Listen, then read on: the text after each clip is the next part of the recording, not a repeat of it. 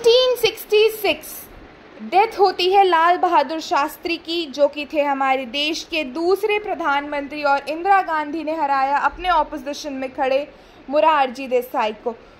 अगले इलेक्शंस में 1971 में इंडिया को मिला, यानी कि इंदिरा गांधी को मिला, इंडो पाक वॉर में पाकिस्तान को हराने का सबसे बड़ा बेनिफिट, क्योंकि उस टाइम पर इंडो पाक वॉर में इंदिरा गांधी ने ये कह दिया था कि हम ही हैं, हमारे शासन में ही भारत पाकिस्तान से इंडो पाक वॉर में जीता है। हालांकि बहुत ज़्यादा कैजुअलिटीज़ हुई थी, लेकिन जीता इंदिरा गांधी की वजह से ही था।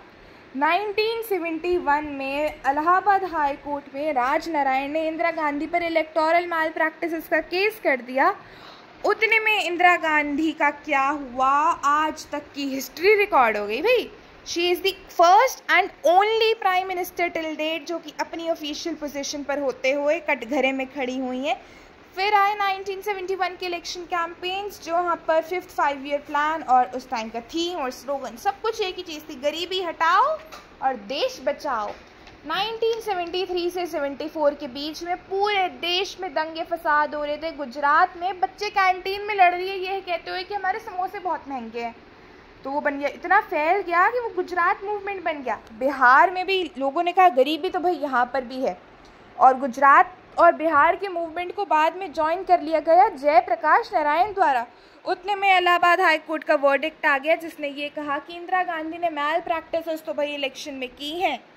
जयप्रकाश नारायण उतने में जब इंदिरा गांधी इलाहाबाद हाई कोर्ट का वर्डिक्ट होने के बाद सुप्रीम कोर्ट गई, तो वहीं जयप्रकाश नारायण जिस टाइम के सबसे पुराने लीडर थे वो रामलीला मैदान गए और उन्होंने स्लोगन दे दिया, इंदिरा सिंहासन खाली करो। तो इंदिरा गांधी ने भी कह दिया कि जयप्रकाश नारायण हमारे देश के लिए सबसे बड़ा खतरा है। 24 जून 1975 को सुप्रीम कोर्ट का फैसला आता है और इलेक्शन में मैल प्रैक्टिसेस तो हुई हैं, ऐसा सुप्रीम कोर्ट कह देता है। लेकिन उसने ये भी कहा कि सिंहासन खाली करने की ज़रूरत नहीं है, लेकिन जब भी पार्लियामेंट वो जाएंगी वो वोट नहीं कर सकती, वो सिर्फ नाम की प्रधानमंत्री हैं। सुप्रीम कोर्ट के जजमेंट से दंगे फसाद बढ़ गए। 25 जून 1975 सुबह 3 बजे नेशनल इमरजेंसी लग जाती और पूरे कैबिनेट को ही नहीं पता था। हुआ ये कि विविध भारती पर उस टाइम पर एंकर्स आते थे, लेकिन तब एंकर्स नहीं आए, आई इंदिरा गांधी की आवाज़, जो कि ये कहते हमारे देश के माननीय राष्ट्रपति फखरुद्दीन अली अहमद ने इमरजेंसी की घोषणा कर दी है और उसका कारण दिया गया इंटरनल कॉन्फ्लिक्ट, यानी कि अब हम खतरे में हैं।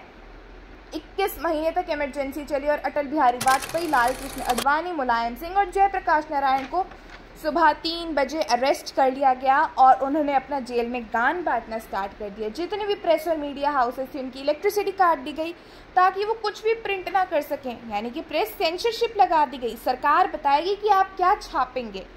100 में से 98 मान गए। 2 ऐसे अखबार थे जो नहीं माने, वो थे द स्टेट्समैन और द इंडियन एक्सप्रेस। उसके प्रोटेस्ट में 21 महीने तक उन्होंने कोई भी एडिटोरियल पेज नहीं छापा। मास स्टेरिलाइजेशन हुआ, यानी कि ज़बरदस्ती फोर्स्ड स्टेरिलाइजेशन करवाया गया था सितंबर 1976 में संजय गांधी द्वारा, जिसका कारण ये दिया गया था कि अब हम पॉपुलेशन को ग्रोथ में लाएंगे। 2 साल में, 2 साल भी नहीं, 21 महीने में संजय गांधी ने 60 लाख स्टेरिलाइजेशन करवा दिए, जिसके वजह से 2000 लोगों की जान गई। फिर 1977 में फाइनली जाकर इमरजेंसी हटी और मोरारजी देसाई हमारे देश के प्रधानमंत्री बने। तो अगर आपको वीडियो पसंद आई तो please like share and subscribe.